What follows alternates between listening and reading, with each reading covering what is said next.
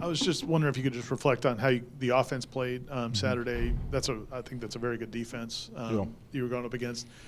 It seemed like you guys had some chances maybe to kind of blow it open. It didn't. Is that frustrating, or is that just kind of more motivation going? No, it's reality. When we watch the film as an offense, when you play against defense, you can't have 10, 9, or 8. You need all 11. Because if the one person is not on their job, that defense is going to make the tackle. And usually when you see bad defenses, you can have 10 and 2 guys and miss a tackle and you go score for 80. When we play against good defenses, and that was right up there with the Clemsons, the Dukes, the Miamis. You can't have one mishap or they'll tackle you, and instead of 51 yards, you get 3 yards or 2. So it was a good lesson of just basically everybody having to execute and making sure we maintain blocks. Good defenses, they get blocked, but then they do block destruction. I think Miami does a good job of that. And so we knew that coming in. So we had a couple that could have, shoestring here, cut here, one block away, but, that was the reality of the contest. The offensive line, we can see it up in the press box. Like Maurice is crawling sometimes after a player, or Darius limps off the field and goes back on. Maybe not the effort or the performance that you guys want at times, but knowing what those guys are going through, as a coach, how much do you retain or appreciate that? Yeah, I mean, they know they appreciate it, but they also understand the standard of once you're out there. It's not like a hand clap or anything like that. If you're out there, you're expected to perform, and if you can't perform, don't go out there.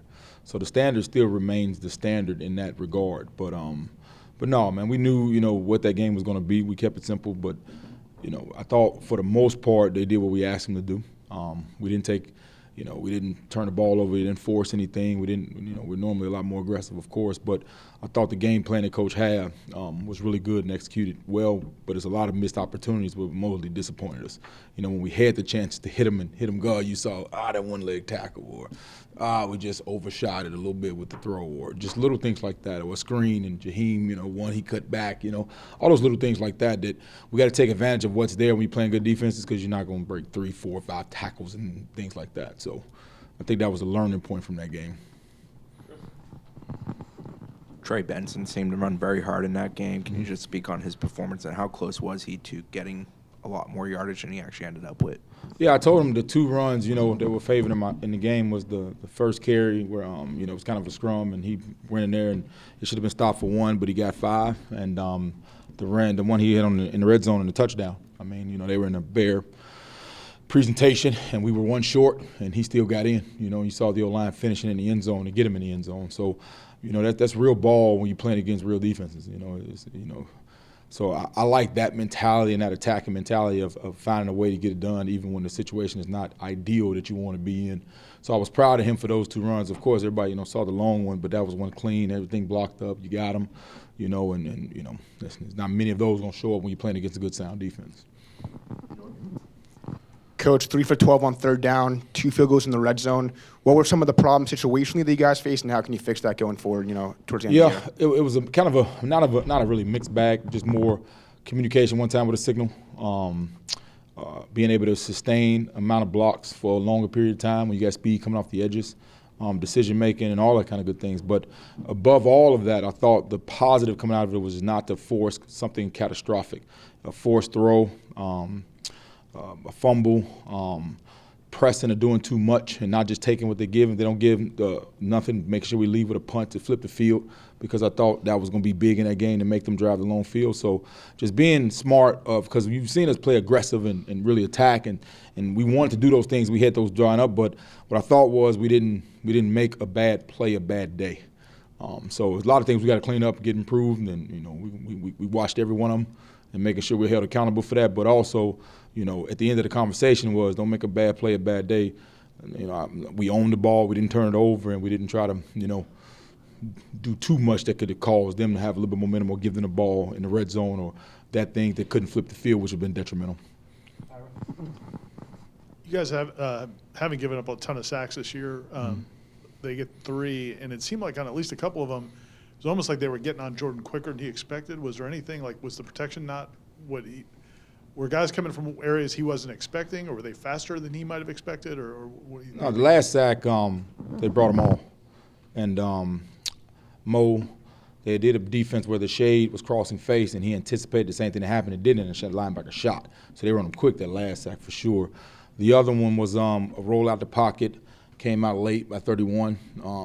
We had the tackle and the back out there, and I think when he scrambled left, and, we didn't realize that he had scrambled left, but he had already kind of vacated the pocket, and it got on him pretty quickly.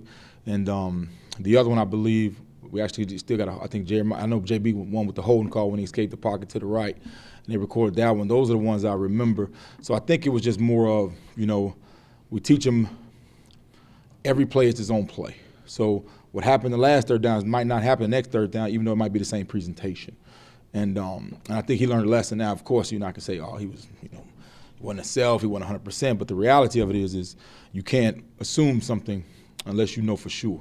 We got to play reactionary football. And he tried to, guess it once, and that's a part of it. But I think, both of it, man, they were fast. They could run. We knew their defense was fast coming in.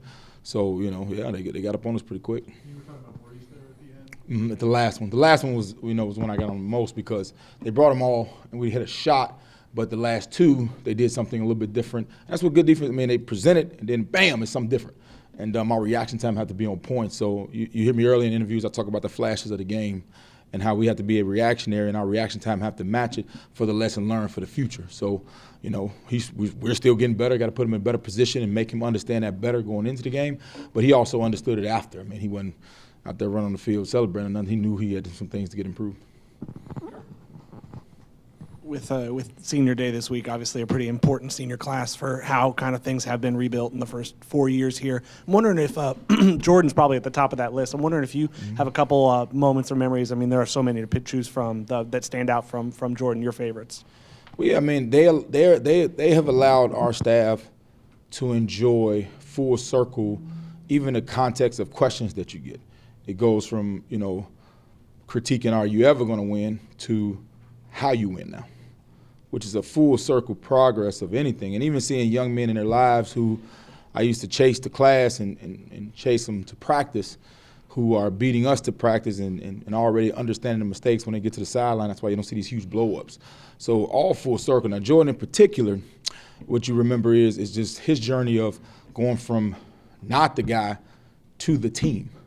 And that's what, we love those stories in college football. You're not seeing them as much, because of the landscape that we're in and the quick decisions and the things like that. But he is the true, man, the example of adversity, setbacks, change, and kept responding. And he's getting his just due for the process that he had to endure. And he's smiling a lot more. He's having fun. And he's also understanding how to enjoy, even when there's adverse moments or things don't show up how they need to show up, to find a way and still get the completion of a team, man. Jordan is enjoying every second of it, and I like to see that smile at the end of those games. Not to be dismissive of Saturday's upcoming opponent, but how much do you like getting young O-linemen in the game, getting them game film, and giving them that opportunity against a different opponent to learn from it and take from it? It's all earned, whether because we already rotating 8 guys, so it's really just earned. Did we earn the right to do that, or I won't put them out there at all. So it's good. Their preparation throughout the week, the reports I'm getting, because we watch the scout team film too. I put the film together and critique those guys down there because a down block and a base block is a reach block no matter where you at and what you're doing with it. And a pass set is a pass set, so it's all development. So everything is earned the right to, if you get in those situations, to give them reward for the work they're putting in that week. But that speaks to nothing to the opponent. That's always on what we doing and how we handling business. So, yeah, it doesn't matter who you're playing. And if they've earned the right to play, they'll play. And if not, they won't, no matter what the situation is. You touched on it with the sacks, but Corey was asked Coach Norvell earlier about some of the tackles for loss that have kind of mounted the last few weeks.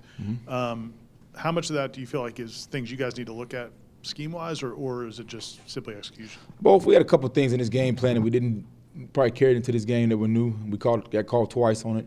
A lot of it is just sometimes it's always, of course, you can say one guy getting beat on the inside move, or I can say the back should have cut it back, or different aspects like that. But the reality of it is you don't need any.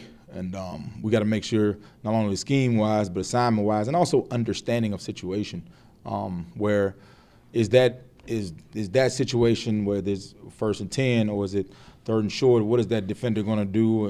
What's cadence, snap counts? Are they jumping it? Do we need to slow down and kind of change the count a little bit to catch them slipping, which we caught them one time on the screen? So it's just all encompassed of those things need to be improved as we go. And, and that's not only the scheme, that's always, am I handling the situation well? That's what I love about our team is that when we have these meetings and we show the things that need to be corrected, they're saying them before we put them on the screen. So there's an investment of, man, coach, I got you. Or I tell you, man, no, that was a bad call, man. We should have called that something different in that situation because we didn't think they were going to go 0 there. So the combination of both ownership has to breed improvement on both sides.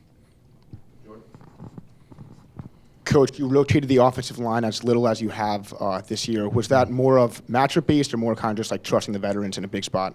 No, I think we had some guys that probably needed a little time to heal up a little bit, and that's the good thing about rotating. We've rotated so many that if I get a guy that needs, the body needs a little bit more, we got guys that can step in there and handle the business. So we look at it as things as just attacking it as a unit. But KJ, he got in there and rolled. He was the guy that kind of rolled really well, and Darius was a warrior out there, and Bless had to spell him. But I like Darius in those games. If you look at it, the Darius and the Mose, they took every rep pretty much because they've been in those games, those atmospheres and emotion and things like that. I knew they could control, and they control the guys next to them.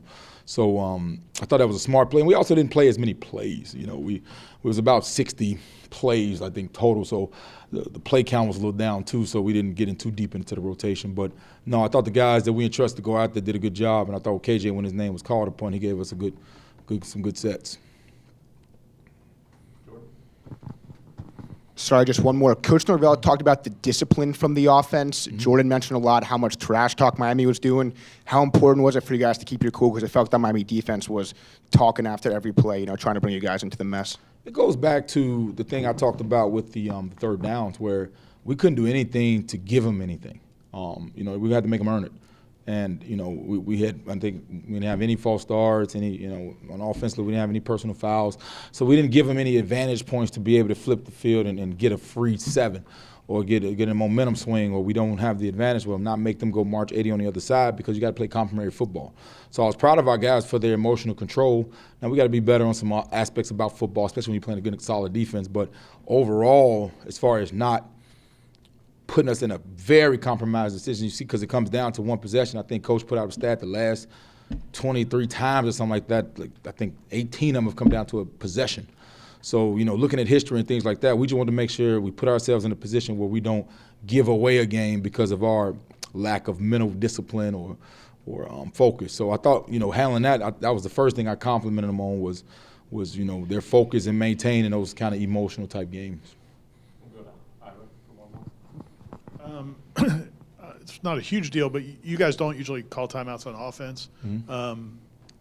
Was there anything specifically happened in this game where you guys, it seemed like a couple times maybe guys weren't lined up right or didn't get the calls right or something like that? Yeah, I don't.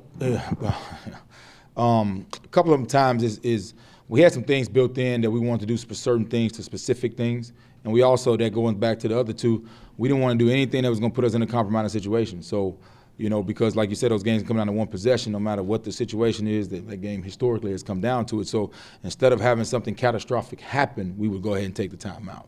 Now, we had some miscommunication things we got to clean up and all that kind of good stuff with some guys playing in there and rotating in there that they probably couldn't play a lot in practice and all those kind of scenarios. But at the end of the day, we didn't want to make a bad play a bad day. So we were hyper, elevated in making sure that didn't happen. So you saw those timeouts come out a little bit earlier.